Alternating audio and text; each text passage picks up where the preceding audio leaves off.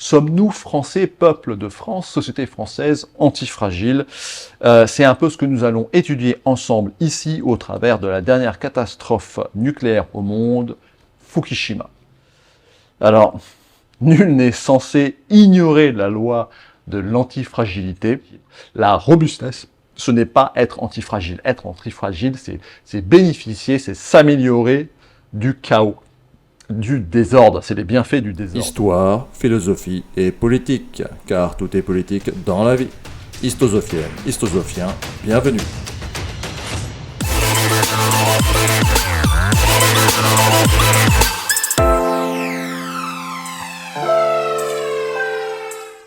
Aujourd'hui, nous allons parler de l'antifragilité. Pour ce faire, je vais me baser sur la dernière catastrophe nucléaire au monde, Fukushima.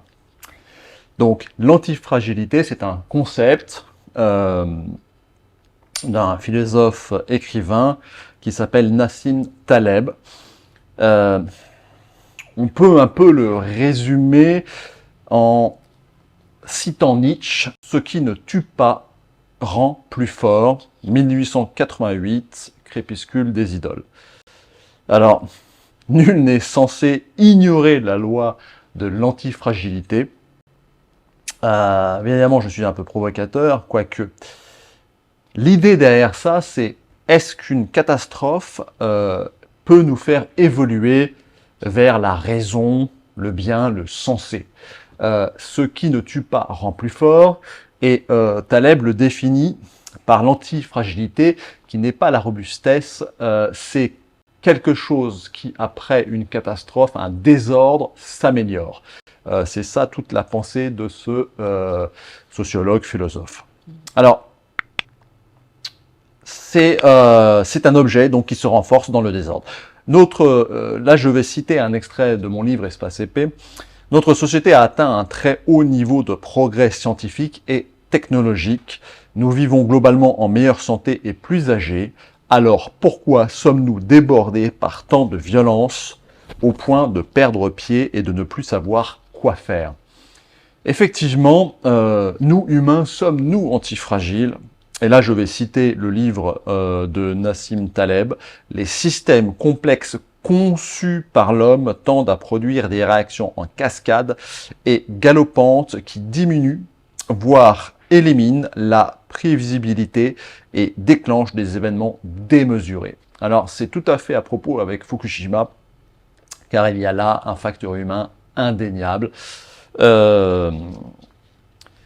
Donc, une catastrophe peut-elle nous renforcer notre société? Macron est une catastrophe pour la France, je l'affirme haut et clair, fort et clair plutôt, mais est-ce que cela va nous renforcer? Sommes-nous Français, peuple de France, société française antifragile? C'est un peu ce que nous allons étudier ensemble ici au travers de la dernière catastrophe nucléaire au monde, Fukushima. Je commence mon introduction.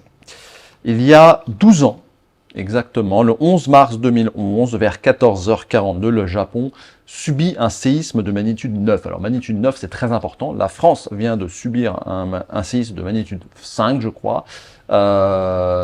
Et vous allez voir que c'est déjà très important. Alors, magnitude 9, c'est énorme. C'est le 4e plus fort séisme au monde jamais connu et le plus fort du Japon. Mais c'est pas tout. Une heure plus tard, un tsunami arrive d'une hauteur, il y en a eu avant plus petit, mais là, le dernier, d'une hauteur de 14 mètres. 14 mètres de haut, c'est énorme, c'est hors norme pour le Japon. A priori, ce type de tsunami arrive tous les 1000 ans, d'après les statistiques ou les statisticiens. 3 employés de TEPCO, c'est le gérant de la centrale nucléaire, décèdent durant ce tsunami parce qu'ils sont submergés sous les eaux, dans les sous-sols. Et ce tsunami va tout simplement inonder la plupart des centrales nucléaires, il y en a 6 à Fukushima, va tout simplement les inonder et créer une catastrophe tout à fait incroyable. C'est la toute première urgence nucléaire au Japon qui fut déclarée et 140 000 personnes seront déplacées. Alors, ce qu'il faut comprendre aussi, c'est que même sans la catastrophe nucléaire dont nous allons parler, ce séisme et ce tsunami, à lui seul, a fait des énormes dégâts, et dans les 20 000 morts. Hein. Il n'y a pas eu de morts liées à la catastrophe nucléaire, il y en aura sans doute dans le temps, avec des cancers, mais il n'y a pas eu de décès à proprement parler, mis à part les 3 dont je vous ai parlé. Alors, maintenant, je vais vous parler un petit peu de ce que Taleb appelle les signes noirs. Les signes noirs, donc je cite le livre, Antifragile. Les signes noirs sont des événements imprévisibles et irréguliers à grande échelle et aux énormes conséquences qu'un certain observateur n'a pas prévues. Hein, les experts, ça c'est moi qui le rajoute. Et l'on appelle en général ce non-prédicateur la dinde, quand il est à la fois surpris et heurté par ces événements. Ben là, c'est exactement ce qui va se passer à Fukushima. Alors Fukushima, c'est 6 stations électronucléaires à eau bouillante, ce qui est une technologie qui n'est pas utilisée en France, mais ça n'aurait rien changé, technologie américaine. Alors, les conditions normales d'une centrale nucléaire à eau bouillante sont 70 bars de pression dans la cuve. La cuve, c'est là où il y a le combustible nucléaire. 4 mètres au-dessus de l'eau, au-dessus du combustible nucléaire. Et une vapeur d'eau à environ 300 degrés. Hein. C'est cette vapeur d'eau qui fait tourner les turbines. Vous savez, les turbines Alstom, hein, par exemple. Et qui va créer l'énergie, l'électricité. Alors, les résultats de la catastrophe, je vais vous les donner tout de suite parce qu'ils sont connus. C'est fusion des cœurs nucléaires des sites de 1 à 3. Il y a 6 centrales, je rappelle. Explosion hydrogène, des explosions liées à des fuites d'hydrogène des centrales 1 à 4. Un rejet assez important de produits radioactifs sur le site 2, et un niveau d'alerte de 7 sur 7 sur l'échelle de je sais plus quoi, là, des trucs nucléaires, j'ai oublié le nom, je vous le mettrai en texte. C'est le même niveau que Tchernobyl. Donc c'est une catastrophe extrêmement importante. Tchernobyl, vous vous souvenez, puisque la France est antifragile, là c'est de l'humour, hein, les radiations de Tchernobyl s'étaient arrêtées à nos frontières, à l'époque où nous avions encore des frontières, souvenez-vous. Pour les plus jeunes, regardez un petit peu sur Internet, c'est assez drôle. Alors, donc, même sans... Ouais, ce que j'ai déjà dit. Alors, très important, on parle tout le temps de Fukushima, mais en fait, il y avait 3 autres sites nucléaires à côté, pas très loin. Hein, Fukushima, c'est à 250 km de Tokyo, hein, la capitale. Il y avait 3 autres centrales nucléaires, sites nucléaires à côté, et eux, on n'ont rien eu. Hein, il n'y a pas eu de dégâts. Donc, était-il antifragile, peut-être, en tout cas plus robuste, et notamment un site qui s'appelle Onawaga, qui a été le plus proche du séisme, vraiment très très proche du séisme qui a eu lieu dans les eaux du Japon. Hein. Technologie eau bouillante, pareil. C'est la centrale qui a connu les plus grandes secousses sismiques au monde jusqu'à aujourd'hui. Elle a aussi eu un tsunami, bien évidemment, mais elle a aucun dégât. Il n'y a pas eu de fuite, il n'y a pas eu de fusion des cœurs, etc., etc. C'est à noter, cette centrale a été construite par Toshiba et exploitée par un autre exploitant qui s'appelle Tohoku Electric Power Company, et elle fut quand même arrêtée après la catastrophe de Fukushima pour être renforcée. Et ça, c'est de l'antifragilité, hein, au passage. Hein. Ce qui ne tue pas rend plus fort. Et l'antifragilité, c'est ça. Cette centrale, en fait, a tenu. Et là, on la renforce suite à ce retour d'expérience. Bon, elle a été fermée, mais elle va bientôt réouvrir. Pour information, au Japon, il y a 9 nucléaires en marche aujourd'hui, en fonctionnement, hein, parce que des gens pensent que le Japon a arrêté le nucléaire, mais pas du tout. Il a diminué fortement, c'est vrai. Et ils vont en lancer encore plus d'ici les décennies à venir, c'est-à-dire vers 2030, parce que le Japon a besoin d'énergie nucléaire, tout simplement. Alors, malgré les facteurs humains dont nous avons parlé, les erreurs humaines dont nous avons parlé, il faut reconnaître que le personnel de TEPCO, et notamment Masao Oshida, le chef de la centrale, se sont sacrifiés, hein, réellement. Ils sont restés, ils ont fait tout ce qu'ils ont pu. Et voilà, c'est tout à leur honneur, et notamment au chef de la centrale, Masao Oshida, qui est mort de cancer quelques années après. Alors, lui a dit que c'était pas lié aux radiations, et que c'était lié au stress, sans doute un peu des deux, mais voilà. Alors juste rapidement pour expliquer un petit peu, sans rentrer dans une technique, hein, parce que moi je suis pas un expert nucléaire, mais bon, c'est important pour le comprendre pour le déroulement de la catastrophe, c'est intéressant de le comprendre. En fait, une centrale nucléaire, il faut la refroidir en permanence, il faut refroidir le combustible. C'est pour ça que les centrales nucléaires sont toujours construites à côté de l'eau. Donc là, c'est de la mer. C'était peut-être pas ce qu'il y avait de mieux, mais bon, en France, c'est souvent à côté de. Il y en a, je pense, à côté de la mer, mais c'est souvent à côté de fleuves pour le refroidissement. Alors cette centrale japonaise, elle avait plusieurs systèmes de refroidissement. Donc la centrale 2, elle avait le CIC et le HPCI, c'est des systèmes de refroidissement qui se mettent plus ou moins en route automatiquement, en récupération de vapeur, transformation en eau, et on réinjecte ça. La centrale 1, c'est un système ICC, c'est aussi par condensation d'eau, et elle a une autonomie environ de 10 heures, et les autres peut-être de 20 heures, quelque chose comme ça. Donc c'est des systèmes de refroidissement en cas d'urgence qui doivent se déclencher plus ou moins automatiquement. En cas d'échec de refroidissement, qu'est-ce qui se passe? L'eau s'évapore au contact du combustible, ça crée une pression, la pression augmente, et pour éviter la cassure des soupapes, etc., à un moment donné, il faut faire de l'éventage, c'est-à-dire libérer un peu de pression. Et ça, bon, mais ça peut propager de la radiation. Et surtout, il faut injecter de l'eau dans ces cuves très rapidement mais hélas, pour le système de pompage, etc., il y a des systèmes un peu autonomes, c'est des trucs en cas d'urgence, vous avez parlé, mais après, il faut de l'électricité. Et on verra que sur Fukushima, ce qui s'est passé, c'est qu'il n'y avait plus d'électricité. Et ça a été bien le problème. Voilà. Si on n'arrive pas à refroidir ces cœurs nucléaires, qu'est-ce qui se passe? Si l'eau diminue sur les combustibles, au bout d'un moment, il va y avoir fusion à peu près 2800 degrés, 3000 degrés. Il y a la fusion du matériel, du combustible. Ça crée le corium, qui est un mélange de ce combustible qui se fusionne avec du zirconium qui le protège. Et en fait, ça fond, et ça peut aller au-delà de la cuve, ça peut faire fondre la cuve, et normalement il y a une enceinte en béton qui va protéger tout ça. Bon, voilà brièvement les choses. Vous n'êtes pas obligé de suivre ce détail technique, mais comme je vais faire le déroulement de la catastrophe, c'est intéressant de voir. Donc maintenant, je rentre dans la partie historique. Alors, je recite Espace CP dans le sens où, en fait, toute société se complexifie avec le temps. Nos sociétés sont de plus en plus complexes. Il y a de plus en plus d'habitants, même si ça tend à changer en Occident. Mais tout de même, l'agglomération, le fait que des individus viennent dans les centres urbains, rend ces sociétés complexes. Il faut plus d'énergie, il faut de l'énergie à bas coût, il faut nourrir tout ce beau monde. Et le Japon n'a pas fait exception. Dans les années 70, comme la France, elle a voulu lancer son programme nucléaire pour être souveraine. Et le Japon est toujours souverain, pour information, à la différence de la France. Je ne parle pas de le côté militaire, bien évidemment. Donc Fukushima Daiichi a été construite entre 1971 et 1979 sur la base d'une technologie américaine, comme je vous l'ai expliqué.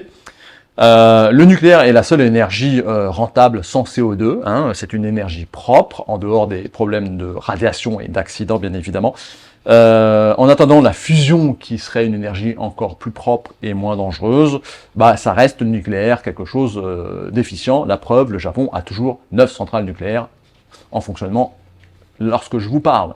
Alors bien sûr, vous allez me dire oui, l'hydrogène, etc. Oui, l'hydrogène c'est propre, mais pour produire de l'hydrogène, il faut de l'énergie, donc du nucléaire en général, parce que tout ce qui est solaire ou tout ce qui est renouvelable, en gros, avec le vent ou le solaire, ça reste complexe, et notamment pour le stockage, même s'il y a des technologies qui arrivent. Mais voilà, le nucléaire reste tout à fait productif à ce sens-là. Il y a l'énergie hydraulique, reste aussi une très bonne solution, mais on peut pas inventer plus de fleuves qu'on puisse en avoir, et ça peut aussi faire des catastrophes. Un barrage peut se rompre. Vous avez vu en Ukraine, le barrage a été rompu et ça a inondé une bonne partie des populations aux alentours. Voilà, donc c'est également dangereux. Alors pour information, avec un 1 gramme de plutonium, c'est fait, le plutonium c'est l'énergie des centrales qui est fait à la base avec de l'uranium 238, avec 1 gramme de ce combustible, ça équivaut à 1 tonne de pétrole. Ça équivaut à 2,5 tonnes de bois, ça équivaut à 1 tonne 5 de charbon, et en gros c'est 11 mégawatts-heure d'électricité. Donc environ 3 mois d'électricité pour une maison, petite maison standard. Voilà, avec 1 gramme. Donc, vous voyez la puissance de cette énergie. Alors, en 2020, la France a consommé à peu près 7 tonnes de plutonium, hein, puisque la France avait ou a toujours de nombreuses centrales nucléaires. Et là, vous avez remarqué qu'on va les relancer, on va relancer la recherche, j'en parlerai dans la conclusion. Alors, qui sont les pays producteurs d'uranium? Ça, c'est intéressant au passage. Bah, c'est le Kazakhstan, 42%, le Canada, 13%, l'Australie, 12%. La Namibie, 10%, le Niger, 6%, la Russie, 6%, l'Ouzbékistan, 5%, la Chine, 4%, et l'Ukraine, 1%. Tiens donc. Alors, au moment de la catastrophe à Fukushima, il y avait les centrales de 1 à 3 qui étaient en fonctionnement. La 3 était, elle, en phase d'arrêt. La 4 était en phase d'arrêt, son combustible en cours de dénoyage dans la piscine de désactivation, les 5 et 6 étaient fermés. Alors, le déroulement de l'accident. Alors là, je m'inspire d'une vidéo qui est très bien faite, je vous invite à aller la voir, de l'IRSN. Je vous mettrai le lien. Alors, nous sommes le vendredi 11 mars 2011, il est 14h40. Un tremblement de terre de magnitude 9, donc je rappelle que c'est énorme. Le plus fort qui ait jamais eu au Japon, sévit le Japon, et notamment la centrale de Fukushima. L'électricité est arrêtée, l'électricité courante est arrêtée, il y a des ruptures de câbles, et les générateurs se mettent normalement en marche. Hein. Il y a 12 générateurs, ils se mettent en marche, tout va bien. La centrale est sous contrôle. 15h42, donc 1 heure plus tard. Tout s'est mis en marche normalement, hein, à la coupure d'électricité. Les équipes ont mis des vannes en on/off, etc. Ils gèrent la situation pour pas que l'eau est toujours injectée, etc. 1 heure plus tard, le tsunami arrive et submerge toutes les installations. Et les centrales nucléaires, normalement, auraient dû être un peu plus hautes que l'eau que la mer, et notamment les générateurs, mais qui là étaient construits en sous-sol. Donc ils ont tous été inondés, mis à part celui du 6, je crois, et les batteries de la centrale 4. Enfin bref, il n'y a plus d'électricité. Donc là, ça commence à devenir la panique. Tous les générateurs sont noyés, sauf le 6. Et les batteries sont aussi toutes noyées, sauf celle du 3 et du 6, qui lui a vraiment été fait en hauteur. Donc c'est le blackout, plus d'électricité. Et là, c'est la panique. Aucune procédure n'existe pour ce type d'accident. Les Japonais ne savent pas quoi faire, tout simplement. Le personnel ne sait pas quoi faire, et en plus de ça, comme ils ouvraient et fermaient les vannes tout à l'heure pour pas monter pour suivre la procédure de refroidissement normale, ben là ils savent plus si les vannes sont ouvertes et fermées, parce qu'en fait c'est pas comme une manette qu'on tourne, là c'est ouvert, là c'est fermé, c'est une manette switch on off comme ça. Donc en fait c'est un voyant qui vous indique si c'est ouvert ou fermé, et là il n'y a plus d'électricité, donc on ne sait pas. Donc ça c'est le début du bordel. Alors, le personnel pense que la centrale 1 a son système de refroidissement automatique qui est en fonctionnement, mais en réalité, il est fermé. Donc, en fait, tout le monde se concentre sur la 2, croyant que la 1 est en état normal, et donc on essaye de faire fonctionner la 2 plus ou moins. On va chercher des batteries dans les voitures, etc. C'est la panique générale. Il est 21h, des batteries sont connectées enfin au panneau de contrôle de niveau des eaux, mais les valeurs sont fausses, on le sait aujourd'hui, mais eux ne le savent pas, donc ils pensent que ça va encore bien pour la 1.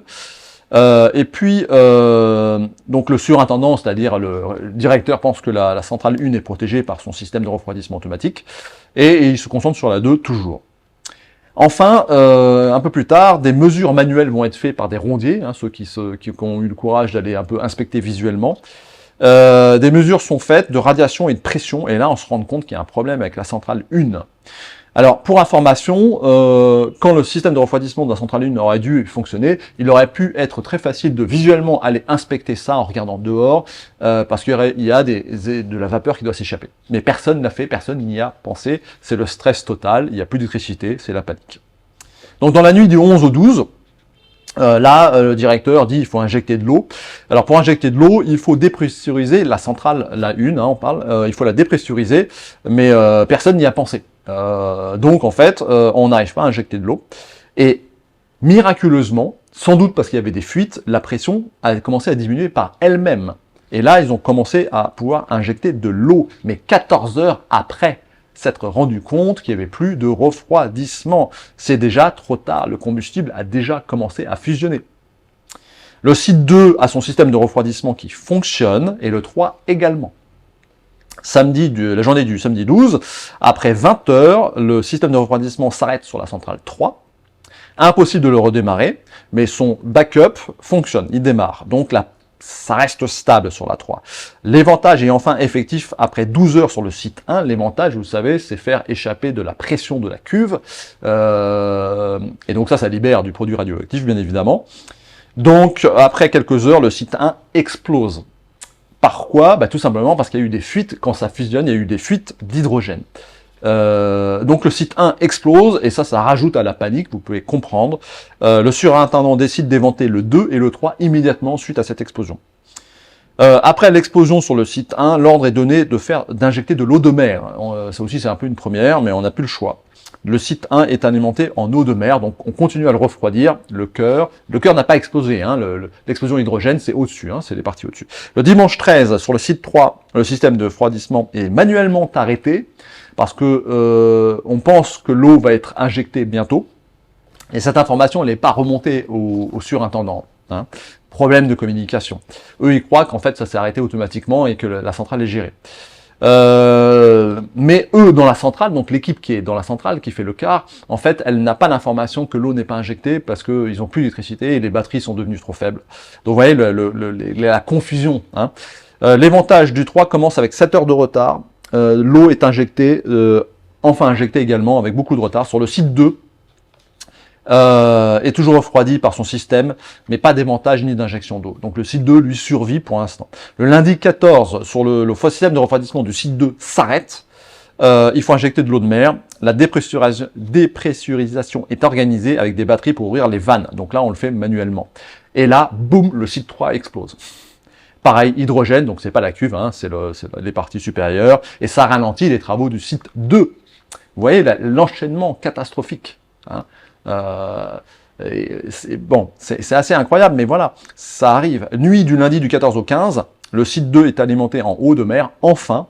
Mardi 15, une fuite importante a lieu sur le site 2, volontaire, pas volontaire, on ne sait pas, mais en tout cas, ça libère beaucoup de produits radioactifs.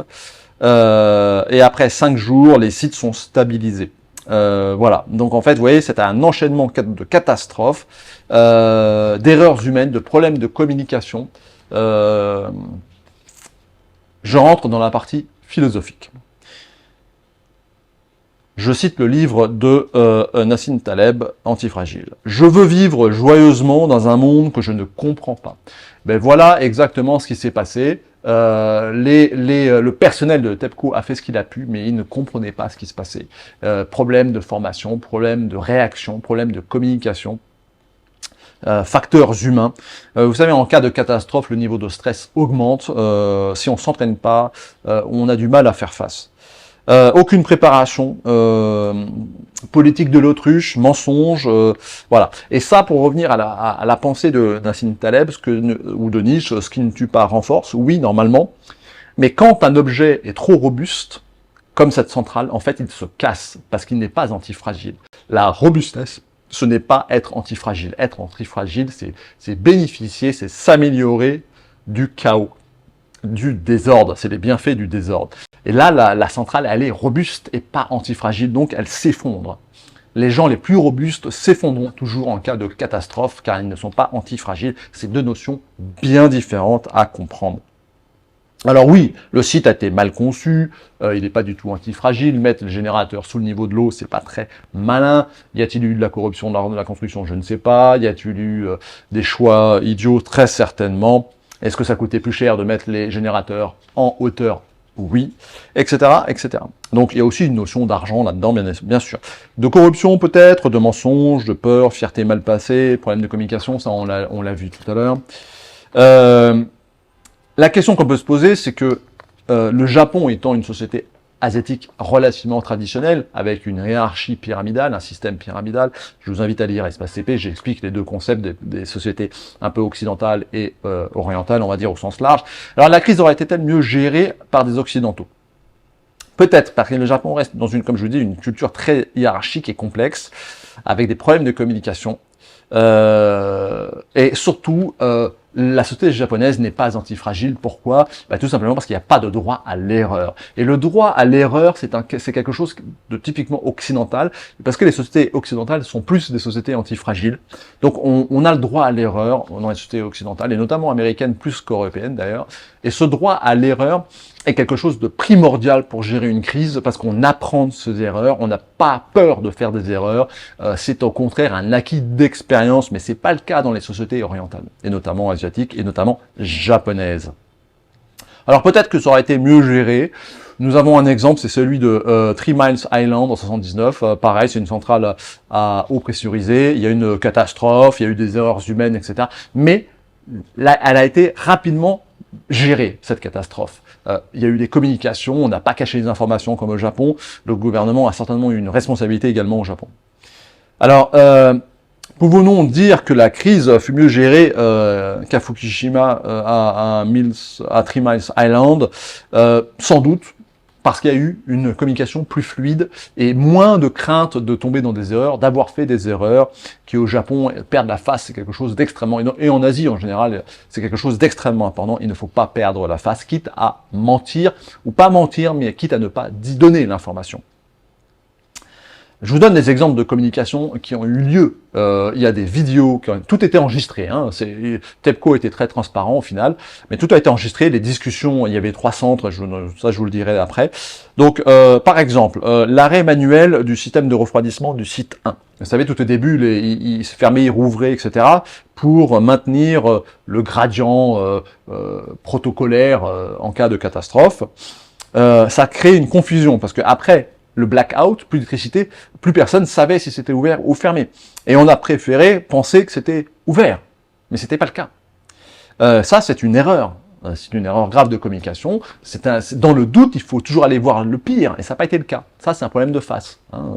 Voilà. Sur le site 2, le surintendant pense que le système de refroidissement est arrêté automatiquement, vous vous souvenez, mais non, c'est le chef de quart qui l'a fait éteindre manuellement, parce que lui croyait que l'eau allait être injectée. Mais ensuite, il l'a pas dit, ou pas suffisamment rapidement. Il a laissé la confusion se propager. Toujours ce problème de crainte de l'erreur, de la perte de face. Voilà, ça c'est typiquement philosophique. Au point de vue philosophique, il y a une grande différence entre les sociétés orientales et occidentales, parce que les sociétés occidentales sont plus antifragiles dans le sens où elles ont la philosophie du droit à l'erreur, et c'est quelque chose qui est très important. Et c'est une des forces du monde occidental, toujours aujourd'hui, alors maintenant, on parle souvent d'intelligence artificielle en ce moment. Est-ce qu'une intelligence artificielle aurait-elle mieux géré cette catastrophe? Absolument. Mais alors, absolument. Alors bien évidemment, là, il n'y avait plus d'électricité, mais imaginons que l'armée ait réagi plus rapidement et déposé un générateur par hélicoptère, ils auraient pu le faire. Oui, je pense qu'une intelligence artificielle aurait absolument mieux géré. Vous savez, une centrale nucléaire, c'est extrêmement complexe.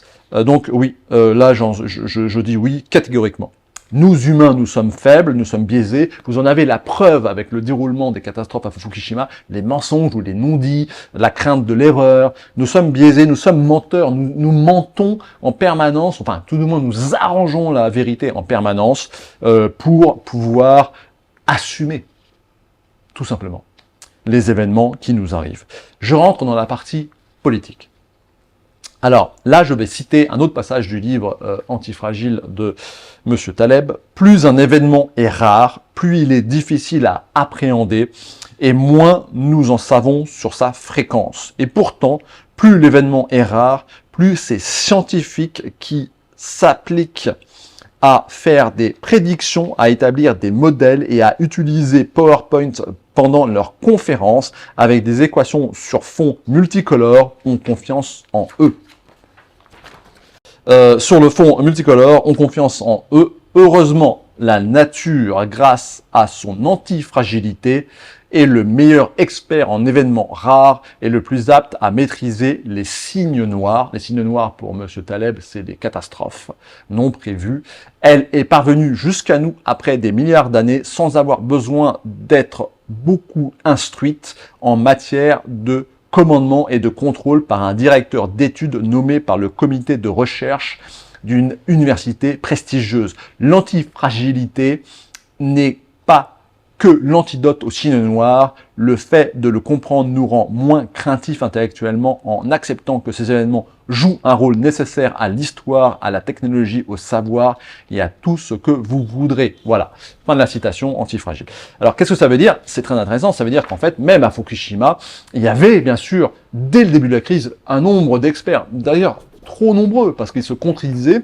Et ça, c'est le problème des experts, de l'expertise, de la confiance en soi, d'avoir mis les générateurs sous le niveau de la mer, etc., etc. Il faut être humble et toujours avoir ce doute et remettre en question et toujours aller vers le signe noir, c'est-à-dire les choses les plus improbables et essayer d'être antifragile par rapport à ces catastrophes, c'est-à-dire d'évoluer, de prendre acte et de nous bonifier à travers nos erreurs et évolutions possibles. Alors la politique eut-elle un rôle délétère? Oui, c'est clair. Trop de politique a tué la gestion de la crise. Le Premier ministre a voulu s'accaparer les informations. Il y a eu des confusions. Il y a eu 3 centres de commandement. Il y avait le site de Fukushima où il y avait le directeur, le surintendant, où il faisait ce qu'il pouvait. Il y avait le siège de TEPCO qui a créé une cellule de crise, et ensuite il y avait le siège du Premier ministre. Et à un moment donné, tout le monde se parlait. Il y avait des ordres, des contre-ordres, etc. Il fallait pas trop dire la vérité à la population. Ils ont essayé de un peu mentir aux Américains aussi sur le niveau de catastrophe, etc., etc. La population, elle fut très mal renseignée. Ils ont mis du temps pour évacuer. Il aurait fallu évacuer tout de suite dans le doute. Enfin voilà, ce genre de choses. Mais bon, ça, c'est pas une critique parce que c'est complexe. Bon, alors les Américains, eux, tout de suite, ils prennent une décision à l'occidental, ils décident d'évacuer tout le monde. Alors là, ça a fait une crise dans la crise. Le Premier ministre a imploré les Américains de ne pas faire ça pour l'image du Japon. Vous voyez, toujours ce problème d'image. Mais au final, la plupart des Occidentaux sont partis assez rapidement. Parce que on savait pas trop où cette crise allait aller. Au final, c'était pas trop grave, ça aurait pu être largement plus grave. Hein. Le signe noir, au final, n'était pas si noir, parce qu'en fait, il n'y a eu aucune explosion nucléaire.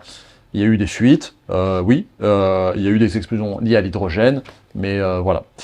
Ça a été quand même géré au final, tant bien que mal, et on a refroidi les cœurs. Voilà un peu sur cet événement catastrophique hors norme. Hein. Maintenant, je rentre dans la conclusion.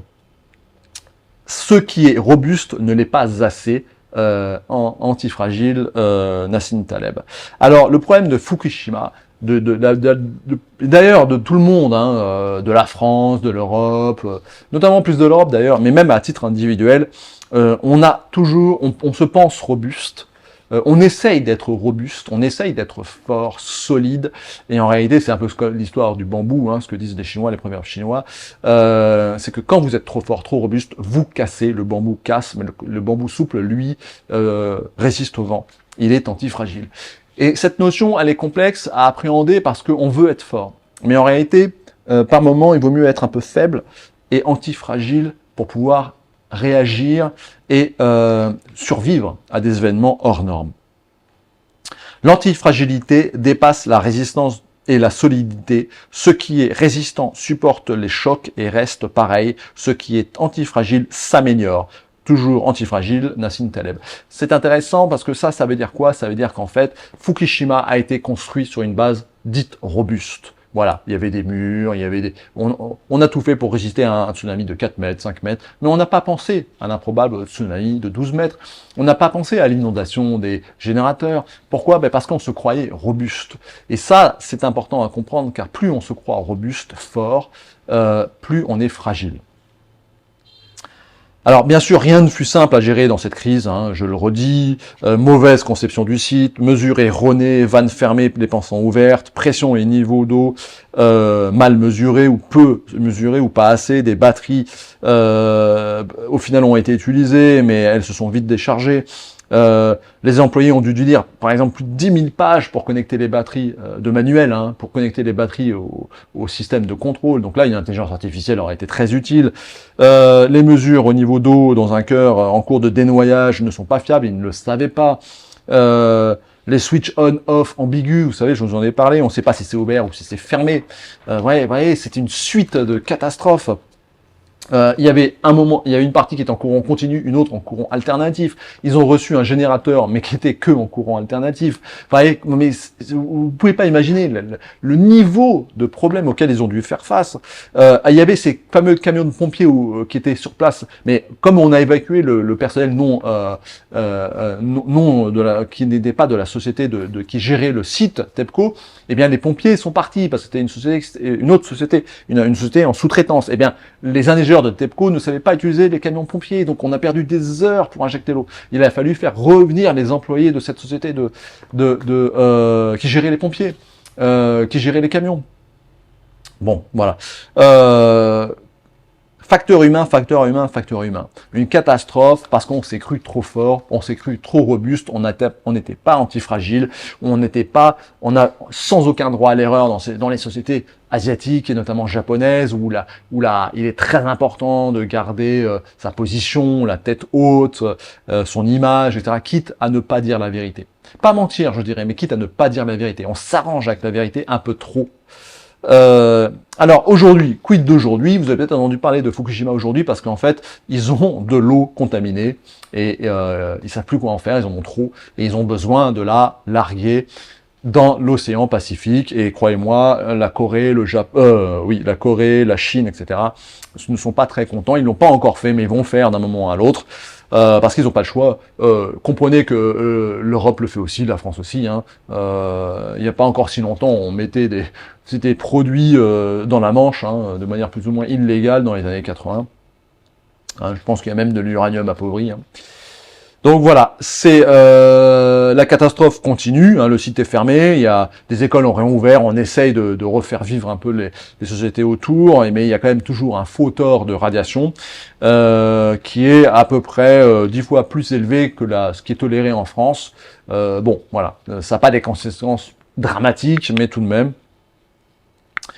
Voilà, donc le Japon a à peu près 1,3 million de litres d'eau contaminée qui doivent un petit peu déverser. Donc voilà où on en est aujourd'hui de cette catastrophe. Alors le Japon a-t-il été antifragile dans le sens où ont-ils appris des erreurs et d'ailleurs, pas que, avons-nous appris des erreurs de Fukushima? Sommes-nous antifragiles? Sommes-nous suffisamment intelligents pour l'être? C'est une bonne question. Le Japon, je pense, a fait des améliorations sur ses centrales. D'ailleurs, il va en rouvrir. La France a aussi tout à fait inspecté ses centrales, etc. Donc, on va dire qu'on a globalement appris de cette catastrophe nucléaire, mais profondément. Avons-nous compris qu'il faut être antifragile pour être malin, souple et pas robuste, c'est-à-dire figé, strict. C'est pas certain d'un point de vue philosophique, c'est pas certain que cette notion soit prise en compte dans nos sociétés de plus en plus complexes où les individus sont de plus en plus perdus face à la technologie. Vous voyez, même les ingénieurs de TEPCO étaient perdus. Ils n'avaient pas les procédures pour gérer une situation d'un tel niveau de catastrophe parce que on fait toujours un peu la politique de l'autruche. On ne veut pas voir les signes noirs, on veut pas les gérer, donc on laisse le temps passer, on attend, et parfois c'est trop tard. Voilà, donc c'est un sujet intéressant, cette question d'antifragilité, mais elle touche l'économie, elle touche la sociologie, elle touche tous les domaines. Ce qui ne tue pas rend plus fort, oui, à partir du moment où on accepte nos erreurs, à partir du moment où on pense philosophiquement comme un être antifragile, c'est-à-dire qu'on essaye de s'améliorer, de nous renforcer, de se renforcer de nos erreurs, en tout cas de nos catastrophes, des catastrophes subites. Je vous invite à y réfléchir, car c'est un sujet important. Il y aura d'autres catastrophes, c'est inévitable. Et j'aimerais conclure sur le fait que, pour moi, il faut continuer dans le nucléaire, car c'est l'énergie tout de même la plus propre, même avec ses risques de catastrophe. Il faut être tout simplement plus antifragile. Nos centrales nucléaires doivent être antifragiles le plus possible et pas juste robustes. En France, si nous étions un peu plus malins, plus antifragiles, on n'aurait pas fermé notre recherche sur les centrales nucléaires de génération 4. Et si on avait gardé l'avance que nous avions dans les années 80-90, aujourd'hui, nous aurions la possibilité d'utiliser ce qu'on appelle le MOX, c'est-à-dire c'est l'uranium appauvri, on va dire, hein, c'est un mélange appauvri d'oxyde de plutonium et d'uranium. Et ça, on a des réserves de ça. Et dans les générations 4 des centrales nucléaires, on peut l'utiliser, on aurait des milliers d'années de réserves énergétiques, la France. Hein, des milliers d'années. Mais hélas, comme nous sommes des idiots, gouvernés par des idiots, par cette idiocratie qui a voulu fermer les centrales nucléaires, au détriment des énergies renouvelables qui ne fonctionnent pas, nous le savons aujourd'hui, eh bien, nous avons gâché cette recherche. Aujourd'hui, la Chine a lancé une centrale nucléaire au thorium, c'est aussi très intéressant. Vous voyez, moi, les Chinois sont à la pointe de la recherche nucléaire, les Russes également, les Américains aussi n'ont jamais arrêté. Hein. Sachez être malin et ouvrir les yeux. Les Américains détruisent l'Europe, mais eux ne se détruisent pas. Enfin, moins rapidement, on va dire. Parce que le wokisme vient de là-bas, tout de même. Mais bon, voilà. Alors, je vais terminer en vous lisant un petit poème qui, je pense, résume un peu tout ça.